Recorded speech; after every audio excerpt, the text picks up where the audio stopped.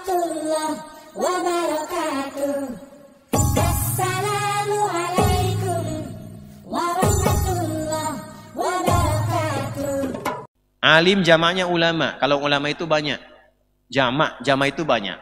Tunggalnya alim. Siapakah alim itu? Siapakah ulama itu? Saya langsung saja sifatnya. Alim itu kalau secara bahasa artinya yang punya ilmu. Pakar di bidang tertentu. Alim fit tafsir, pakar tafsir. Alim fil hadis, pakar hadis. Sudah? Ini syarat pertama. Jadi kalau mau ngaji, ada majlis, lihat punya kapasitas nggak pengajarnya. Kajian tafsir, ahli tafsir bukan. Hafal Quran nggak? Ahli hadis, pakar nggak di bidang hadis? Ibu bikin kajian, Bu, ngundang ustadz. Jangan semua dipukul rata bisa mengajarkan. Ibu materinya apa? Oh, babnya sirah, carilah ustadz yang pakar di bidang sejarah. Babnya fikih, cari ustadz yang ngerti fikih. Jangan ustadz sejarah dibintang ngajar fikih. Nggak nyambung. Nggak nyambung. Nah, maka itu Imam An-Nawawi mengatakan, wala yata'allamu illa mimman kamulat ahliyatuhu. Itu di kitab At-Tibyan fi Adab Hamalatil Quran. Kata Imam An-Nawawi, wala yata'allamu, dan tidaklah seorang itu belajar illa mimman kamulat ahliyatuhu, kecuali satu syaratnya dari 4 kualifikasi. Satu, dari guru yang punya kepakaran di bidangnya.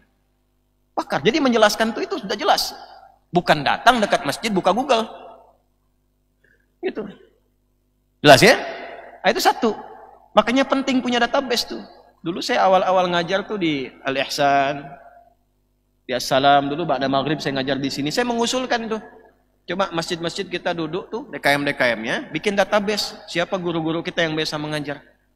Database-nya apa? Ini pakarnya di bidang apa? Bidang apa? Nanti gantian. Jangan satu tempat ngajarnya itu juga, semua materinya itu yang sama. Ya, nanti Anda tinggal milih. Oh, sekarang kajian A di Al-Azhar, di Assalam apa dekat sini?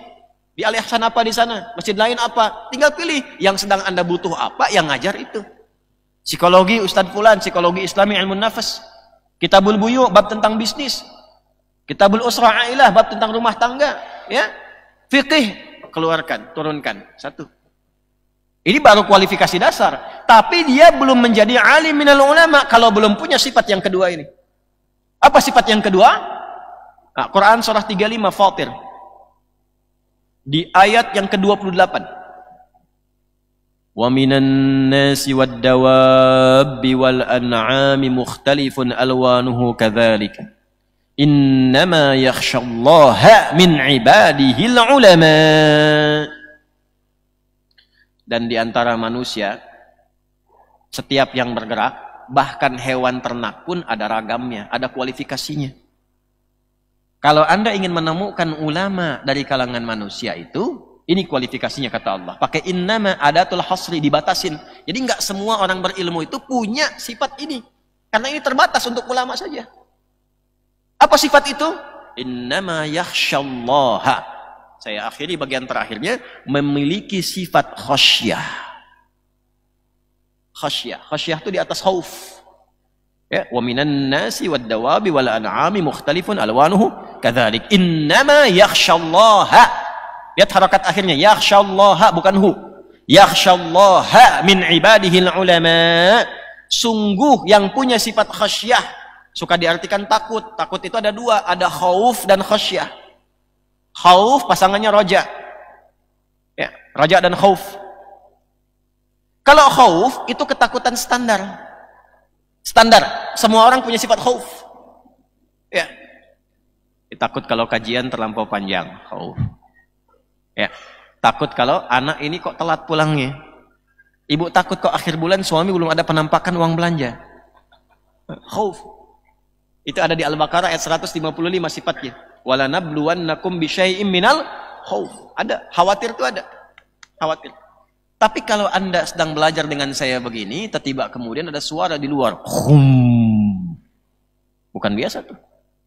Ngintip-ngintip di jendela, harimau. Padahal hari Ahad sekarang, yang ada harimau. Kira-kira responnya bagaimana? Nah, nggak usah harimau lah. Sedang begini gempa, goyang, tinggi. Masih bertahan di majlis atau bubar? Bubar tuh. Ya wajar kan keluar misalnya. Wajar. Nah itu khasyah namanya. Ketakutan yang dalam atas sesuatu karena merasakan ada dampak yang menghunjam pada jiwa. Jadi yang tersentuh bukan pikirannya, jiwanya langsung takut. Nah, ulama itu punya ketakutan yang dalam pada Allah. Sentuh jiwanya itu sudah merasakan dengan jiwanya. Ma'rifatnya sudah dalam. Sehingga dari dalam jiwanya dibentuklah pikirannya, dibentuklah fisiknya. Jadi ulama itu karena takutnya kepada Allah, nggak mungkin dia bertutur kecuali yang dibenarkan oleh Allah. Bicaranya terukur, karena takut kalau salah Allah nggak ridho. Bersikapnya tuh tertuturnya bagus, takut Allah nggak suka. Tata. Di atas ilmu itu ada khasyah, itu di atas ilmu. Yang pintar banyak Bapak Ibu sekalian, yang hafal Quran dengan nomornya, posisinya, hafal hadis dengan nomornya, banyak yang begitu. Tapi yang khasyah itu terbatas. Ulama sembarangan bicara itu bukan ulama menurut Quran. Ya. Ulama yang mengaku ulama tapi perilakunya seperti bukan ulama. Duniawinya terasa tinggi, kasar, kata-katanya kotor, tidak terkontrol, sedikit-sedikit mencela dan itu bukan ulama menurut Quran. Karena dia punya standar. Jadi bukan cuma kalau Allah kalau Rasul, kalau itu baru bagian pertama, itu standar dasar. Saya gaul banyak dengan orientalis. Banyak sejak di Tripoli. Ada juga tokoh-tokoh agama lain. Yang pastor ada, pendeta ada, macam-macam bergaul. Dan di antara mereka, orientalis khususnya, itu yang hafal Quran banyak. Yang bisa kalau Allah, kalau Rasul itu banyak. Tapi tidak beriman. Jadi banyak yang bisa mengatakan dalilnya ini. Kalau cuma adu dalil itu gampang. Gampang, yang belum beriman pun bisa menghafal. Yang sulit itu membangun karakteristik khasyah dalam diri.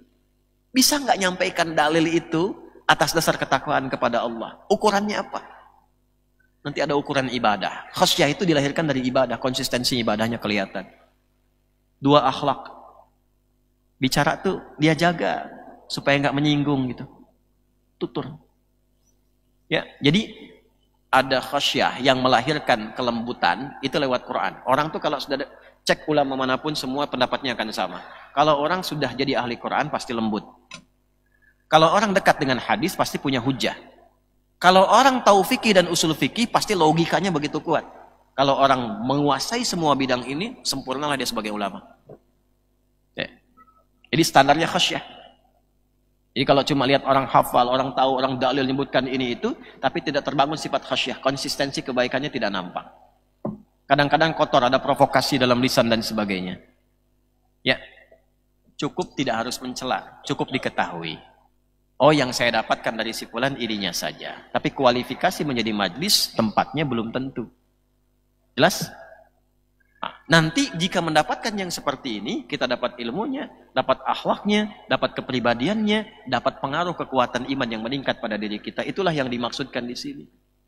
Kalau sudah ada yang begitu, dengar namanya saja sudah enak, senang gitu. Ya, baru dengar namanya kan sudah senang. Dan itu melintasi zaman. Kalaupun sudah meninggal, tetap dengar nama itu indah.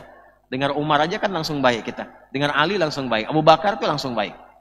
Ya. Nah, ulama-ulama begitu, kalau kita dengar langsung menyentuh pada hati kita, itu sudah punya kualifikasi yang dimaksudkan. Dan itulah yang bisa merubah hidup kita dengan izin Allah Subhanahu wa Ta'ala. Nah, ini materi kita kelihatan sederhana, tapi kita sangat membutuhkan materi ini di situasi seperti saat ini. Yang pintar banyak, yang baik, yang sekarang sangat dibutuhkan dalam kehidupan kita. Maka setidaknya, kalau belum menemukan yang baik-baik, setidaknya rubahlah diri kita menjadi lebih baik, lebih dekat dengan Allah Subhanahu wa Ta'ala. Ini materi kajian kita yang bisa disampaikan pagi hari ini. Semoga Allah Subhanahu wa Ta'ala merahmati kita semua tanpa kecuali. Penting saya sampaikan permohonan maaf saya secara pribadi. Saya minta maaf, saya minta ampun pada Allah Subhanahu wa Ta'ala. Sudah sekian banyak mungkin waktu, tempat untuk mengajar itu dilangsungkan termasuk di sini. Tapi juga saya merasakan boleh jadi Anda menemukan hal-hal yang belum konsisten untuk dilakukan. Maafkan saya kalau saya mengajar belum mampu mendekatkan Anda kepada Allah lebih baik. Anda bisa cari ustadz lain untuk bisa mengajarkan Anda dengan lebih baik. Maafkan saya kalau apa yang saya sampaikan belum bisa saya lakukan sepenuhnya dengan baik. Mohon dikoreksi atas hal-hal yang mungkin saya bisa perbaiki. Semoga Allah mengampuni dosa kita semua, memaafkan kesalahan kita, dan membimbing kita menjadi pribadi yang lebih baik sampai kita kembali pada Allah Subhanahu wa taala. Allahumma taqabbal minna innaka antas sami'ul alim wa tub 'alaina innaka antat tawwabur rahim. Allahumma rabbana la tada' lana fi maqamina hadha wa fi kulli maqamin dhanban illa ghafartah. Ya Allah, bila ada pendosa hadir di sekitaran majlis ini, jangan biarkan ia meninggalkan majlis ini kecuali Engkau ampuni seluruh dosa-dosanya. Engkau gugurkan seluruh kesalahannya. Wala hamman illa farajtah. Jika ada yang datang ke majlis ini dengan kegelisahan di hatinya, maka jangan biarkan ya Allah ia pulang meninggalkan majlis ini kecuali Engkau telah tenangkan keadaan jiwanya. Wala maridan illa syafaitah. Jika ada yang sakit di antara kami, mohon sembuhkan. Wala dainan illa qadaitah. Jika ada yang terlilit oleh utang piutang, maka mohon limpahkan rizki yang luas kepadanya untuk bisa melunasi utang dan membaikkan keadaan hidupnya. Allahumma ya arhamar rahimin, Allahumma ja'alna min ahli al-Qur'an waj'alil Qur'ana sahiban lana fid dunya wa syafi'an lana fil akhirati ya arhamar rahimin. Ya Allah, jadikan kami termasuk ahli Al-Qur'an. Jadikan Al-Quran sebagai sahabat kami di dunia, syafaat bagi kami di akhirat ya Allah. Allahumma ja'alna min muhibbi Sayyidina Muhammad sallallahu alaihi wasallam waj'alna min ashabi syafaati yaumal qiyamati ya arhamar rahimin. Ya Allah, jadikan kami para pecinta Rasulullah sallallahu alaihi wasallam dan berikan kami kesempatan untuk mendapatkan syafaat Rasulullah sallallahu alaihi wasallam dengan cinta kami kepada beliau ya arhamar rahimin.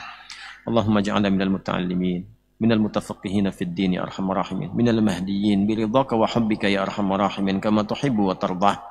Ya Allah, jadikan kami insan beriman yang gemar menuntut ilmu, insan beriman yang gemar memahami ilmu, insan beriman yang gemar mengamalkan ilmu, insan beriman yang gemar mencari ridha dan cintamu ya arhamar rahimin.